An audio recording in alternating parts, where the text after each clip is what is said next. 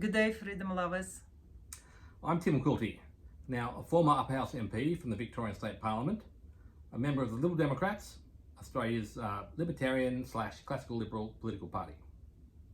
Hi, my name is Olga Quilty. I'm Tim's wife.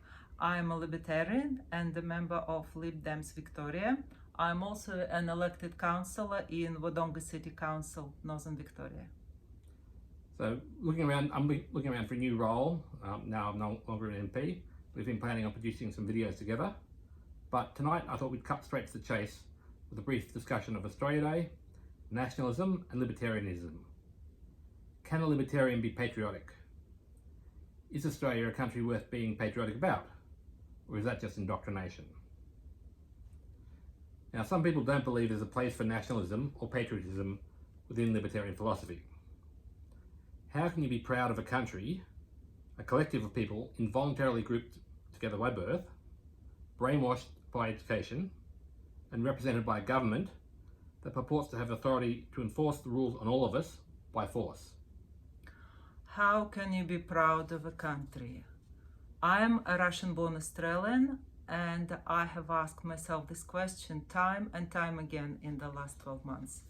Indeed, how can you be proud of a country if its government is doing atrocious things, and you have always been proud of having been born there? Why? What makes you feel proud? I guess the answer depends on what a country is for you. For example, back on the 26th of January 2010, I became an Australian citizen by naturalization. On that memorable day, I pledged my loyalty to Australia and its people. And this is precisely what a country is for me, its people. I feel immensely proud of being Russian when I think about all the brave Russian people who oppose the Russian government at the moment, despite the great cost to themselves or danger to their families. And I feel immensely proud of being Australian when I think of Australian people, kind, hardworking, no nonsense, down to earth, good folks. And loving your country, well, I honestly don't know how you can avoid it. It's a bit like loving your family or the little piece of land you grew up on. It's unavoidable despite government or education.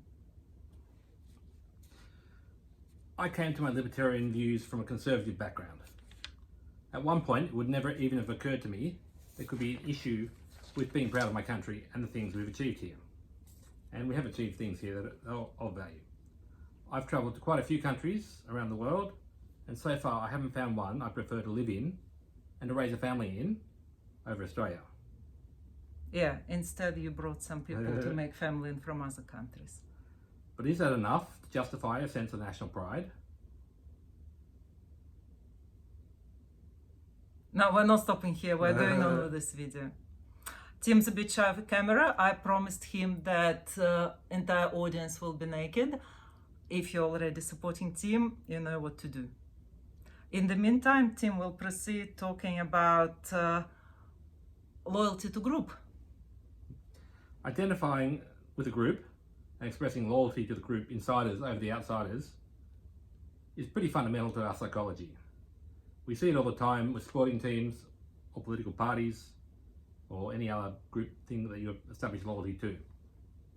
Yeah. Well, having loyalty to your group or wanting to be part of something bigger is indeed a very powerful trigger. And some dishonest country leaders will use it to their advantage and to your disadvantage. For example, by making you fight a war. Well, the solution to this problem, I guess, is to pick your own fights, to embrace this gift from evolution and to use it responsibly. Do not let your government pick your fights for you. Pick your own. I'd suggest the idea of group loyalty is evolutionary and it was fundamental to becoming human.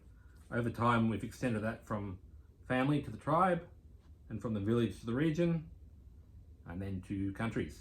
The wave of ethnic nationalism that in the 19th century swept across Europe with the self-determination movements of the ethnic self-determination movements, and which then led to the breakup of colonial empires, was an all extension of this tribal identity.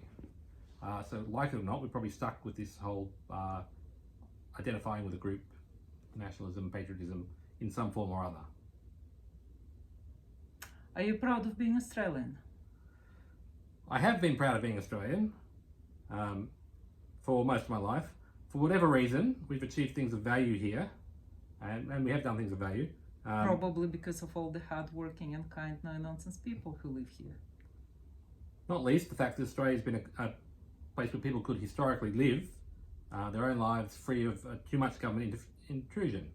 And I've always enjoyed celebrating Australia Day.